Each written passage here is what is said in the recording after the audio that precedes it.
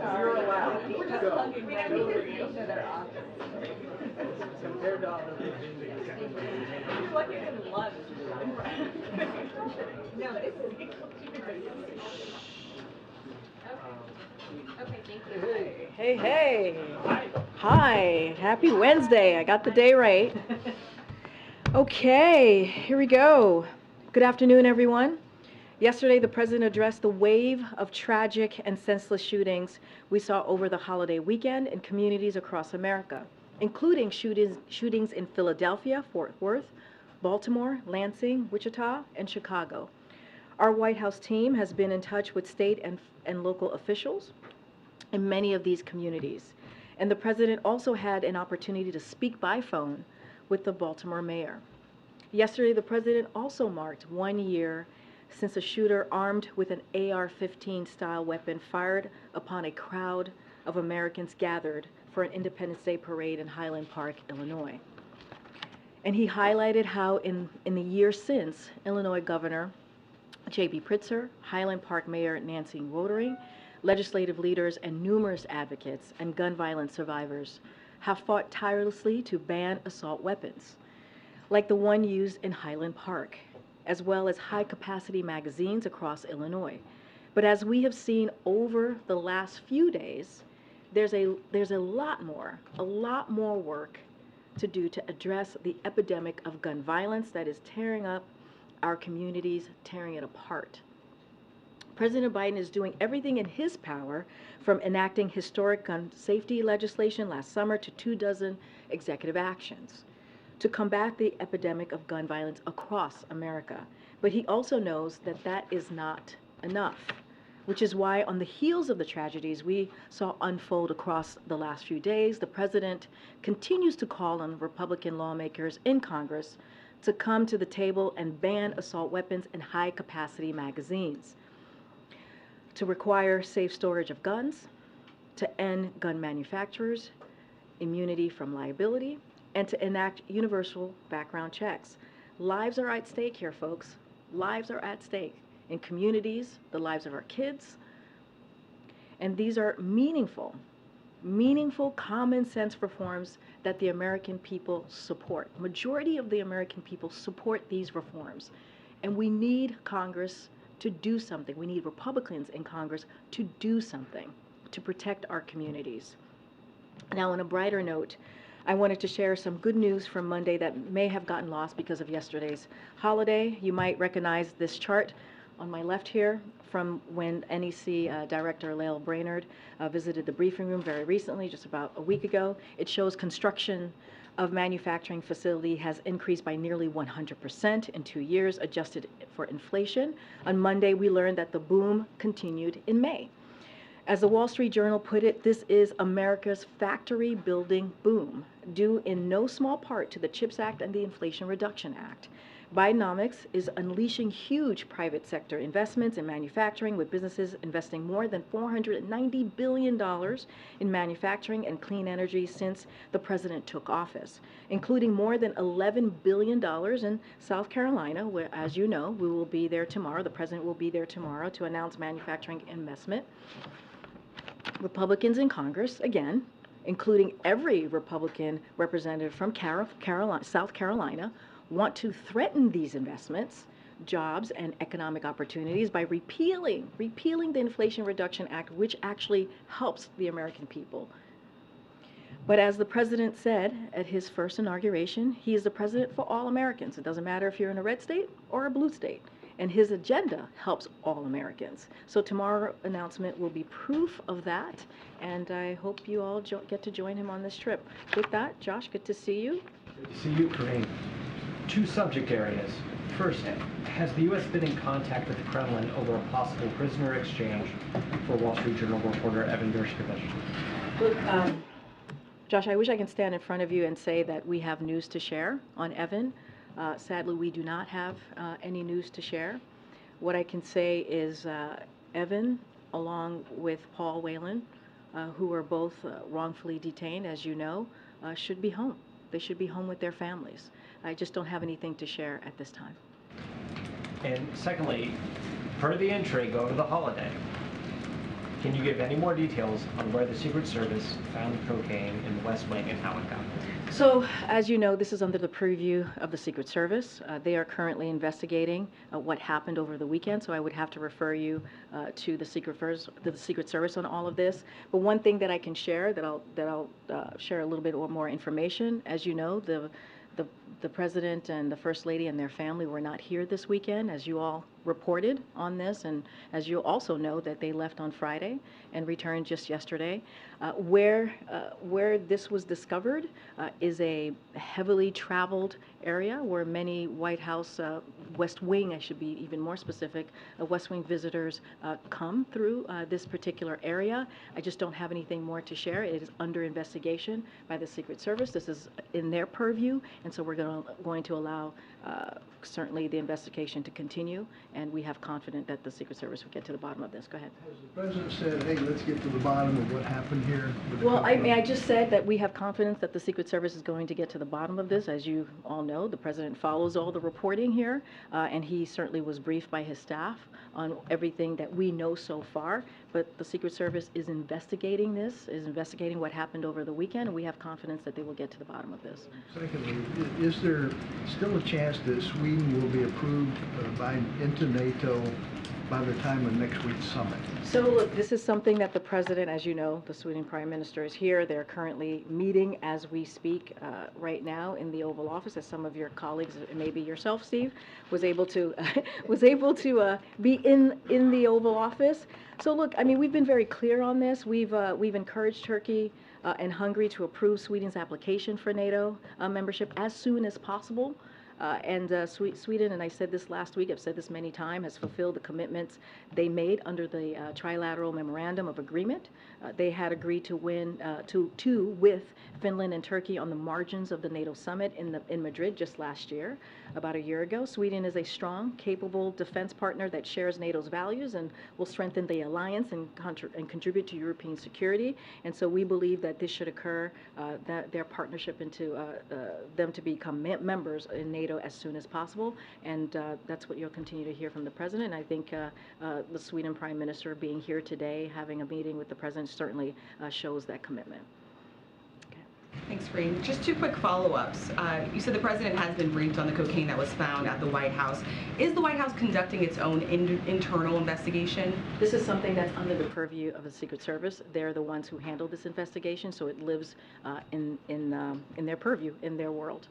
And then just a quick follow-up on this type of tour. Can you explain to the American people who would have access to the West Wing on this type of tour and what kind of protocols are in place? So look, when it comes to security protocol, that's something that the Secret Service certainly is going to handle, and so that is a question for them. When it comes to visitors to the West Wing, they come for many reasons. Obviously, we do have West Wing tours that occur here on campus. They happen in this particular past couple of days. They happened on Friday, they happened on Saturday and Sunday. The times that they do not happen is when there's a federal holiday, like yesterday, there was not a West Wing tour, and also when there's a large White House event. So I don't have anything more to share on the particulars. Again, when it comes to security, when it comes to anything of those types of protocols, that is something that Secret Service handles. Okay, Ouija. Thanks, Karine. And congratulations. Thank Should I you. call you President Ouija? I appreciate it. Sure. I was waiting. I was like, okay, that went over the head or got missed. One president. It's not my turn. It's not my turn. Like, one president at a time, Ouija. Eventually. Incoming president, maybe. Ouija's great. I wonder if the cocaine episode has prompted the White House to ask the Secret Service to review its security protocol for I mean, visitors coming in? So let them do their investigation. Again, this is under their purview. Let's see exactly what occurred and what happened. They're going to get to the bottom of this, they meaning the Secret Service, not going to get ahead of any changes in protocol or anything like that. Let's let the Secret Service do their job, which we believe and have all the confidence that they will get to the bottom of this. This episode kind of shines a light on the fact that you can bring in illegal substances into the White House. So what's preventing a visitor from bringing in anthrax or something that's not magnetic into the White House? No, look, Ouija, I totally understand the question, but it is under investigation. We're going to get to the bottom to exactly what happened. The Secret Service will, not us. And so we're going to let the Secret Service do their job. I'm just not going to get ahead of if or whens or changes. We just have to let the Secret Service do their job, which they are. You're welcome. Okay.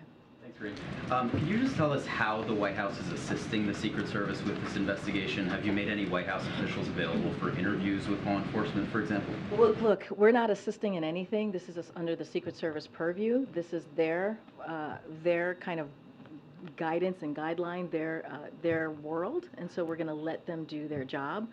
We are not involved in this. This is something that the Secret Service handles. It's under their protocol, and they are going to investigate and get to the bottom of what happened this weekend, and we appreciate that. And you noted that this is an area where visitors on tour groups often pass by, so is that the working theory right now, that it was likely a visitor, and are you confident that this was not a White House staffer?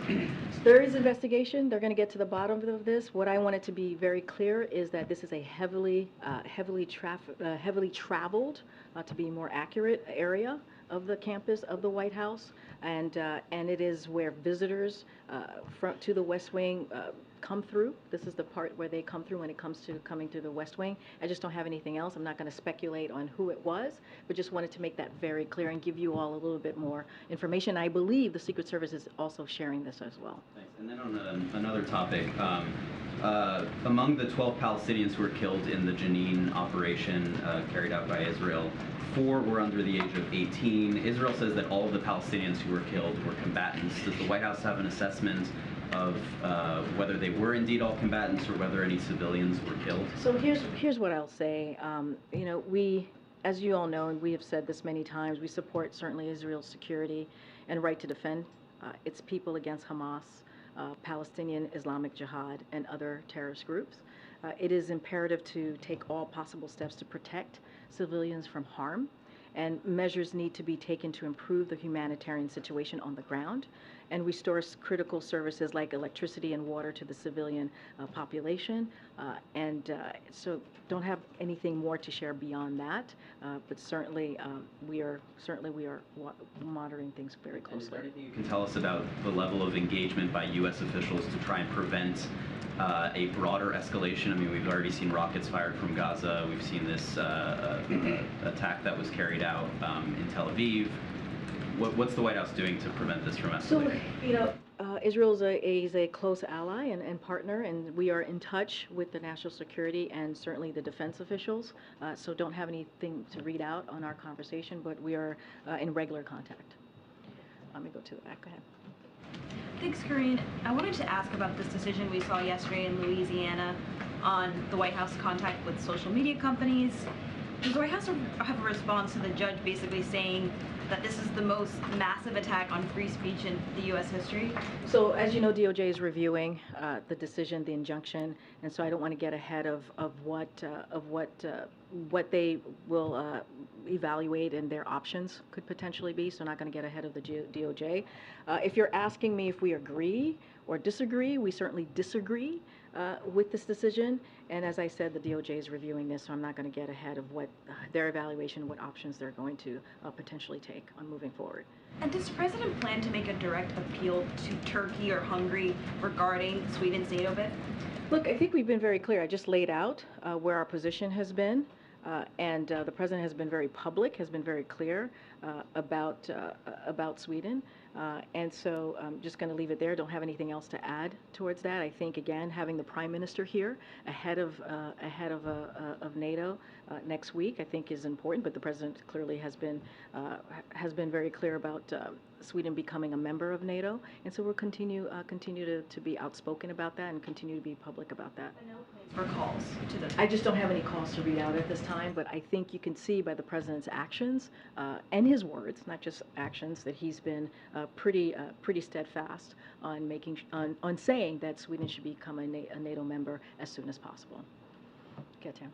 How does the White House view the Quran burning in Stockholm, and whether that will affect the NATO negotiations with Turkey?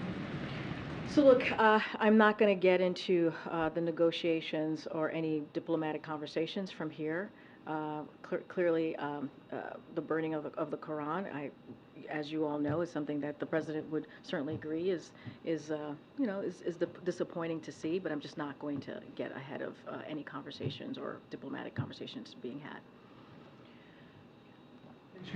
Today, the Pentagon announced that it's taking steps to revamp how classified information is accessed after the leaks of highly classified information. I'm wondering if the White House has been involved in any of those conversations, and whether or not there's any comment on those steps. I don't have anything to read out on any conversations with the Pentagon. I would refer you to them. And then just one, again, on the discovery of cocaine. Are there concerns that an illicit substance was brought into the White House and not detected by security? Obviously, every guest that enters the White House goes through airport-like security. I'm wondering if just generally if there's concerns about the ability for someone to... So let's let the Secret Service do their investigation. Again, this is under their purview. They're going to look into all the things of what happened over the weekend. I just don't want to get ahead of that. Clearly, the Secret Service is in charge of security on campus, and so I would really refer you to them on this piece. Thanks. Ohio Governor Mike DeWine is asking the president to declare East Palestine a major disaster area after the train derailment. He sent the president a letter on Monday. Is the president considering, and will he fulfill that request? So I can say this, as it does with all of its requests, FEMA will expeditiously review the request, this particular request from the governor of Ohio as well. This is something that we do every time this comes through us.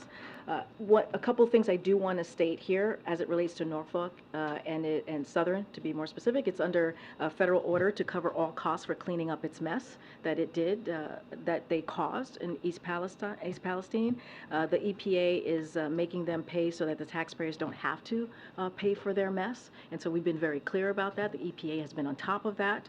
And so when it comes to Norfolk Southern, they have met their terms of the order to date, and there are stiff penalties if they do not. And so EPA again has been on top of this, and so just don't have anything further. But as we do with every declaration that comes our way, the FEMA's way, when it comes to major disasters, they're going to take a look at this and they'll make a decision. Why has the president not made the visit out there? And at this point, is he just not going to? He's done a lot of travel in recent weeks and months. So I'm just going to repeat what the president said. He will travel to the area, to East Palestine. Just don't have anything to share on travel or upcoming dates that he'll be there. But the president said it. He's going to go, so he will go. Once we have a date, we'll certainly share that. Go ahead, Joey. Yeah, thank you. If the Secret Service determines who brought the cocaine into the White House, does the White House support the prosecution of this individual? I'm just not going to get into hypotheticals from here. Let the Secret Service do their job. It's under their purview. We are confident that they'll get to the bottom of it. I'm just not going to get ahead of this right this time. Okay. So Secret Service officials are actually cautioning that they might not find the person involved because it is such a busy thoroughfare. So if they don't get to the bottom of it, as you're saying, would the president be satisfied with, sir, this is a busy room and we found some cocaine, we don't know who brought it? So let's see what the Secret Service says, right? Again, this is under investigation. Don't want to get into hypotheticals while investigation is going on and is happening at this time. Just not going to get ahead of it. Let Secret Service do their job. And if I work anywhere on the complex, what is the process like for me if I want to bring? Can you just lay out, to the extent that you can, the process for, if I want to bring in family or friends as somebody who works here? Do I go to somebody in the White House? Do I go immediately to the Secret Service and say, hey, I want to do this? Like, how does that work? So there's a specific process. I'm happy to share that with you. I want to make sure I get it right, so not certainly going to lay that out right at this time, but there is a process, as one of your colleagues mentioned. Everybody does go through a process to come on campus. They do get vetted. They go through a security process. As it relates to the security piece of it, I would have to refer you to Secret Service, but certainly someone from my team can certainly lay out. I think some of you may understand this process, as some of you may not have hard pass and you know how this all works, but I just want to make sure I get this right, so happy to share that with you after the briefing. Can you preview the trip tomorrow? No? Sure. Let's see. As you know, the president's going to go to South Carolina tomorrow. He's going to certainly be making an announcement on the manufacturing. And that's a layout here of what that's going to look like. Give me one second. I don't have that here. We'll certainly share it with you after the briefing. But, I mean, this all plays into what the president has been saying, which is like he's a president for all Americans, whether you're a red state or blue state. We've seen a manufacturing boom over the past 2 years since the president's been here, and you see that in South Carolina. And so the president's going to go to South Carolina, make an announcement. We shared some of that with you all already. There was some preview stories that some of you saw, and so the president's looking forward to doing that. But again, this is something that the president has said. He wants to make sure that we build an economy from the bottom up, middle out, that leaves no one behind. And when you think about manufacturing jobs, those jobs are going to be really important union jobs that are going to make sure that people who are around the kitchen table now have an opportunity to really look at their cost at the end of the month and be able to have a good job that pays 6 figures without some of those jobs, the majority of those jobs without a college education. That's important. That is what it means to have equality at the center of economic policy. That is what it means to make sure that we have an economy that works for all. So that's what you're going to hear from the president. And this is also Bionomics, right? We've been talking about Bionomics since last week and how it's delivering. You look at the data, you look at the numbers, you look at the 13 million jobs that's been created. Again, the 800,000 manufacturing jobs. You look at what the Inflation Reduction Act has been able to do. The bipartisan infrastructure legislation has been able to do. All are important key parts of the president's plan, and that's what the president's going to speak to tomorrow. Go ahead, Steve. Could you just clarify for us where exactly inside the West Wing the substance was discovered? I'm not going to get into specifics. All I can say is when people visit the West Wing, there is the area of the West Wing where it is highly traveled, and that is what happens. People come through this particular area. It's highly traveled. I'm just not going to get into specifics. I'm not going to get into, not going to get ahead of the Secret Service, and so I'll let them speak to that. There are a couple of primary entrances into the West Wing. There's the one with which we're all familiar, right outside the driveway where the Marine stands when the president's in the West Wing, and there's another entrance off West Executive Avenue. Can you explain which entrance we're talking about? I'm going to let the Secret Service speak to that. Can you explain why you can't explain it? I mean, you described it as a heavily traveled area. That's what I'm just saying what the Secret Service said. We got this from the Secret Service, so I'm sharing a little bit more with you from here. But again, it's under their purview. It's under investigation. They will have more specifics down the road. As they are looking into this, we are confident that they will get to the bottom of this, and so I'm just going to leave it to them. The substance was discovered late on Sunday. What's the latest staff-led tours that happen in the West Wing on a Sunday? I don't have the specific on how late the staff-led tours go, but I can tell you that there was one on Friday, there was one on Saturday, there was one on Sunday. The times that there are not any West Wing tours is when there is a federal holiday, like yesterday, or a large White House event. Just don't have the specifics. Let's let the Secret Service get to the bottom of this. They'll have hopefully more information, and we have confidence that they will be able to figure this all out. So I'm going to give them the space to do that.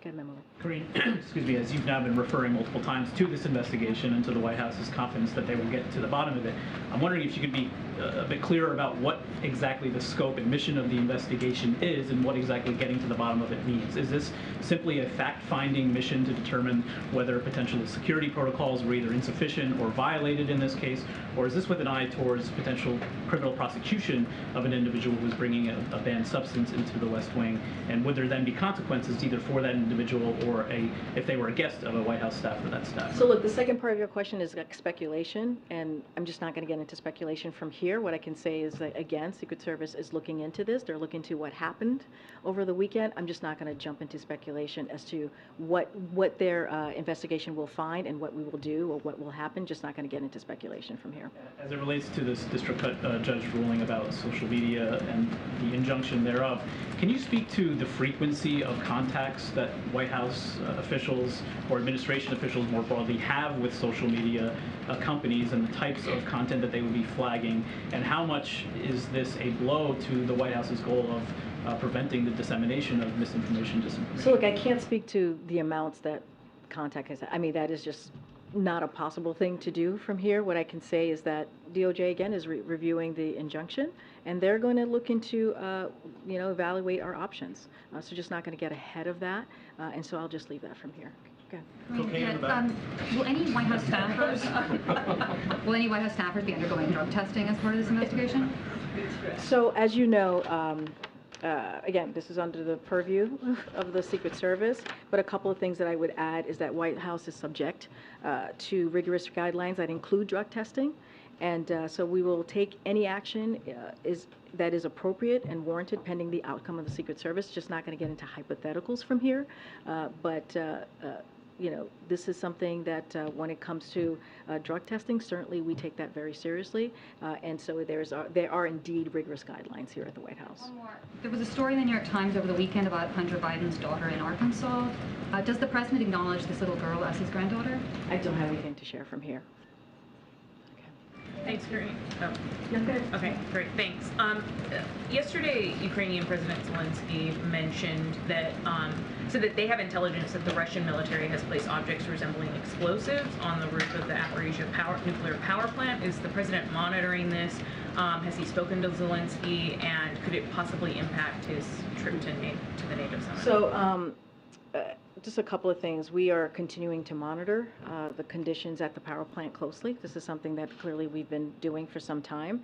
As we've said before, when Russia's continued military occupation of the nuclear plant is dangerous, and when it comes to a nuclear plant, there should not be fighting there. And so we've been very clear. But I don't have anything new or specific on the recent reports or anything to share at this time. Don't have any recent calls to President Zelensky. The president is looking forward to going to the NATO summit, as he will be doing next week, and certainly we'll have more to share on the details of that trip. Thanks, Karine. Actually, following up on that, there's a movement on Capitol Hill to pass legislation that would state that any nuclear fallout, including from damage to the Zaporizhzhia nuclear power plant, would be treated as would trigger Article 5 of NATO if that fallout were to go over NATO territory. Do you support that bill? I'm not going to speak to that particular bill. What I can say is we continue to monitor the situation. We don't have anything new or anything specific on recent reports that you all are certainly reporting from the president, but just don't have anything new to share. But we're going to continue to monitor, and we've been very clear. We've been very clear that Russia's occupation of this plant is dangerous, and there should not be fighting near this plant. We've said this before. We've been very clear about this, and we're going to continue to monitor. You also mentioned that folks from the White House were in touch with local officials over shootings over the past couple of days, and you mentioned the shooting in Fort Worth. Do you know who was in touch with Fort Worth officials from the White House? So as you know, we have the Intergovernmental Affairs, my team, my colleagues here, and certainly they are usually in regular touch with local officials. I don't have any names specific to share with you at this time, but the White House, we have White House offices that are regularly in touch with what's going on the ground, including the our government Intergovernmental Affairs team here at the White House. So that continues to be the case. And then just lastly, on the cocaine that was found, following up on Tyler's question, one thing that you're not expressing is concern over the fact that this was found on the property. And I guess I'm wondering how expressing concern would somehow get ahead of a Secret Service investigation. I think this is being investigated. It's under the purview of the Secret Service. We're going to let them get to the bottom of this and see what happened. I'm just not going to get ahead of it. Just not. No big deal. Okay. Hi. A couple questions on the ruling, the social media ruling from yesterday. One, I wonder why, while the DOJ is reviewing its options, is there any immediate day-to-day impact on the administration's activities here, or the White House's activities? So we've been very kind of consistent. We are going to continue to promote responsible actions to protect public health, safety, and security when confronted by challenges like a deadly pandemic and foreign attacks on our elections. So we're going to continue to do that to promote that in a responsible way. Our view remains that social media platforms have a critical responsibility to take action or to take account of the effects of their platforms are having to the American people, but make independent choices about the information they present. They are a private, as you know, entity, and it is their responsibility to act accordingly. And so we're going to continue to be responsible in that way. But again, when it comes to this, DOJ is reviewing the injunction. They'll do so, and they'll evaluate their options. In the injunction, there were a number of people specifically named. I wonder if there is any concern about, one, a broader chilling effect of civil servants, of government employees being unwilling to do things that may end up with them being named in a lawsuit. And secondly, whether there's any concern about those people who are named facing personal harassment, whether there's been any steps taken to shield them from that. No, I appreciate the question. Look, I'm going to let DOJ manage this piece. It's under, certainly it's under their review right now, the injunction. They're going to... Look, I'm just not going to speak to this any further. I'm just going to let DOJ do their job, evaluate their options, and really respond to this in the best way that they can. I'm just not going to get into individuals or employees from here. Okay. Thank you, Karine. Just to follow up my colleague's questions on the president supporting Sweden's accession to NATO, I know that he has said that he supports Turkey getting F-16s. But has the White House reached out to Senator Menendez, whom I understand is still opposed to the sale? Have you reached out to his office? And if you haven't, are you planning to before the Vilnius summit? So I'm not going to get into private conversations with members of Congress. You know where the president stands on this. He's been very clear as it relates to F-16s in Turkey. Just not going to get into private conversation with members of Congress. And one more on Ukraine, please. Ahead of the summit, can you just clarify the president's latest position on providing security guarantees to Ukraine and explain the thinking behind not giving Kyiv what it wants, which is essentially a firm yes to membership when the war ends? I just want you to clarify what the president's thinking about in terms of what kind of security guarantees to provide to Kyiv. Say that one more time, when the war ends? Yeah, so Ukraine has been saying that what they want from the NATO Vilnius summit is a clear signal that when the conflict ends, Ukraine has a clear pathway and timeline to membership. So you're talking about NATO membership specifically? Correct. Okay. But I mean, I think the understanding is that one of the reluctant leaders in the alliance is President Biden, and I just want you to explain what's behind his thinking in terms of saying yes. We've been very clear. We're committed to NATO's open door policy. We've been very clear about this. When this question comes up in the briefing, we've been very clear and have said, showed our commitment. This is a commitment that we've had for some time, right, as it relates to NATO. Any decision on NATO membership is between the 31 allies, an aspirant country. And so in this case, when it comes to Ukraine, we have been discussing with our NATO allies in Ukraine how we can collectively support Ukraine's aspiration for Euro-Atlantic integration. But I'm not going to get into details. I'm not going to get into private conversations from here. And the president has said this over and over again. Ukraine would have to make reforms to meet the same standards as any NATO country before they join. He said he thinks that this can be done, that Ukraine can do that. So I'm not going to get ahead of private conversations from here. But again, we are committed, and we have been committed to NATO's open door policy, and we will continue to do so. Go ahead, Sebastian. Thank you. Do you have any comments or confirmation on, there was a report in the Wall Street Journal that the US is looking to restrict Chinese access to cloud computing? Yeah, we don't have anything else on top of that to add. Don't have anything new to add on that. Yeah. Okay. And follow up to Secretary the nuclear plant. Yeah. How worried is the White House? The reports are alarming over the last days. Can you describe the level of So look, this is something that we have, as you know, been monitoring. We've been very clear about how we see Russia's involvement here.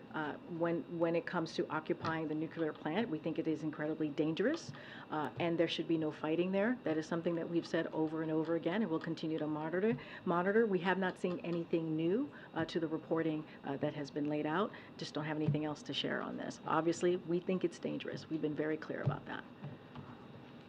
Okay. Thanks, Karine. A recent Gallup poll shows that only 31% of Americans have confidence in the U.S. government. Is that number concerning to the administration at all? What the president focuses on is how he's going to continue to deliver for the American people. That's the president's focus. In the last 2 years, we've seen the data when it comes to the economy doing just that. And, you know, when people asked us why we're talking about Bionomics now, because we understand that people, the American people, need to hear from us directly what we have been able to do the last 2 years, how historic it has been, how we've been able to create a historic amount of jobs, 13 million jobs. You're going to hear from the president in South Carolina, a red state, a state that, again, the president said he's a president for all Americans. He's going to go right into an area for people who didn't vote for him. Many people didn't vote for him, and he's going to say how he's delivered for them when it comes to manufacturing, how we're seeing these manufacturing companies invest. And so that's what's important. We understand that some people just don't feel it quite yet as you're laying out a poll to me, but we're going to make sure that we are very clear that unemployment is under 4%, which is really important for people to know.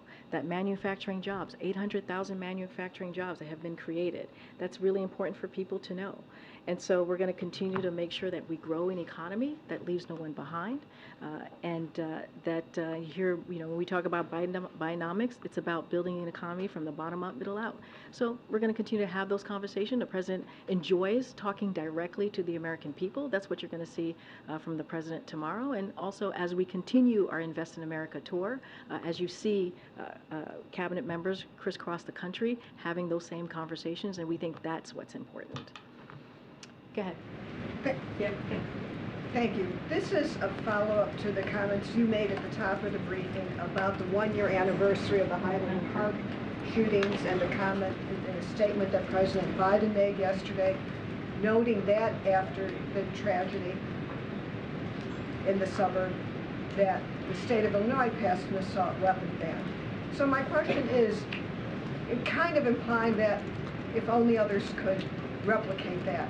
Illinois has a all-Democratic leadership, Democratic governor, the state Senate is supermajority Democrats, the state House is supermajority Democrat. Highland Park itself even had an assault weapon ban.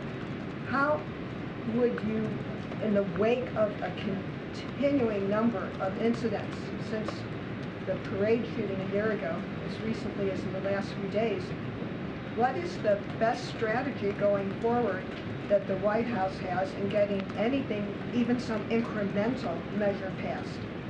So let me reiterate. It is tragic when you see communities dealing with gun violence and the trauma that those communities, those families have to go through. And so I just want to be incredibly sensitive to that. Gun violence is an epidemic in our country. The president understands this. The president, his heart and his thoughts certainly are with those families, and is devastating to see, And so obviously anytime that happens, right now it's happening way too much, you're going to hear from us, and we're going to speak to that. As it relates to what else can be done, one of the reasons that we lift up states like Illinois and other states that have been able to get an assault weapons ban done or get more done as it relates to gun reform, because it's important. It's important to highlight and to show that states can also get involved and make change in their own state and protect their communities, protect their kids, protect people who are vulnerable, who are dying. Essentially because of this epidemic. So the president, every time you hear me sadly talk about gun violence that occurred, we talk about the states who have been able to get through either assault weapons ban or some sort of common sense gun reform. So we're going to continue to do that because there is a path, there is a way for folks to protect their communities in their state. But at the end of the day, what we will continue to say, what the president will continue to say, is that Republicans in Congress need to act. We need federal legislation. The president has done more than 24 executive orders. He has done everything that he can. We're always looking to do more from right here in the White House. And it is time that we get something done to protect our kids, to protect our schools, to protect communities, protect grocery stores, to protect all of these different, sadly, areas that we have seen this type of gun violence. So the president's going to continue to say that. We're going to continue to use the bully pulpit. We're going to continue to say it right here at this podium.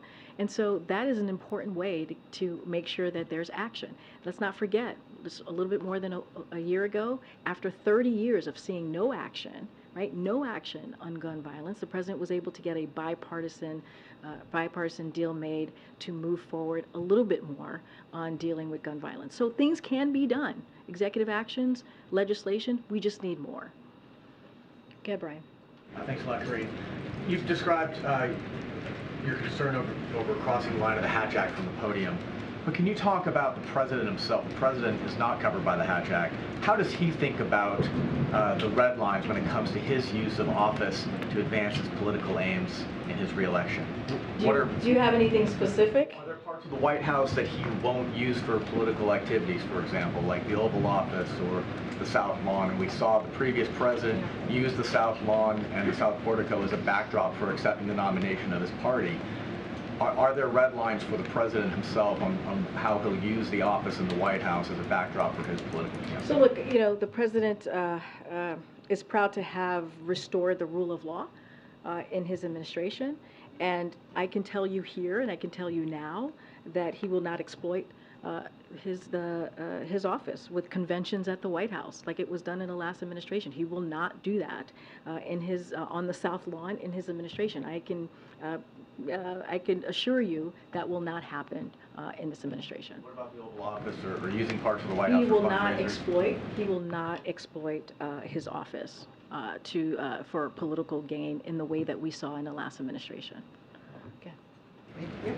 Yeah, about the injunction, do you plan to change your approach to social media policy in the wake of the Louisiana judge's ruling? A lot of that had to do with like the pandemic, which is now over. Are you still taking the same approach to social media now as you were then, and will you change now? Look, again, the DOJ is looking at this. It's under their review. They're reviewing this, the injunction.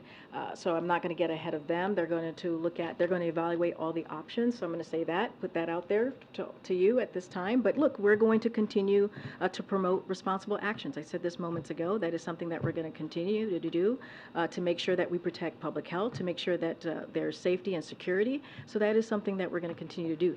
We do disagree. I said this earlier, moments ago. We do disagree with this decision, but the DOJ is going to take a look at this, and they'll come up and with their own options and evaluate this. And specifically, do you disagree with the judge's ruling that this coordination was a form of censorship that specifically targeted conservative speech? Look, we disagree with the decision. I'll leave it there, and I'm going to let DOJ move forward with their evaluating process. Okay. Yes, thanks. One more on cocaine. How determined is the president to get to the bottom of who brought illegal drugs into the White House? Secret Service is getting to the bottom of it, and that's what matters, and it's under their purview. But the question was, how determined is the president? The president thinks it's very important to get to the bottom of this. That's why Secret Service, which is under their purview, is looking into this, and they're going to look into what happened this weekend. So the president thinks it is incredibly important to get to the bottom of this. Will the administration be appealing the injunction, the ruling? I just said the DOJ is reviewing this injunction, and they're going to evaluate their options. So it's for their decision to make. And then, can you just respond to the judge's accusation that each topic suppressed by the administration was a conservative view? He had a pretty strong statement. The U.S. government seems to have assumed a role similar to an Orwellian Ministry of Truth. Can you respond to that? I'm just not going to respond to the Attorney General or the judge. I'll let the Department of Justice do that. And then I know you can't talk about 2024. Goodness, this is like the sixth question. I know, I'm sorry. I'll let you go after this. I know you can't talk about 2024, but how will this ruling impact the administration's efforts to get its messaging out ahead of the election? I'm just not going to speak about 2024. We respect the rule of law, and I'll leave it there. Okay, guys, I'll see you later this week or tomorrow. Thank you.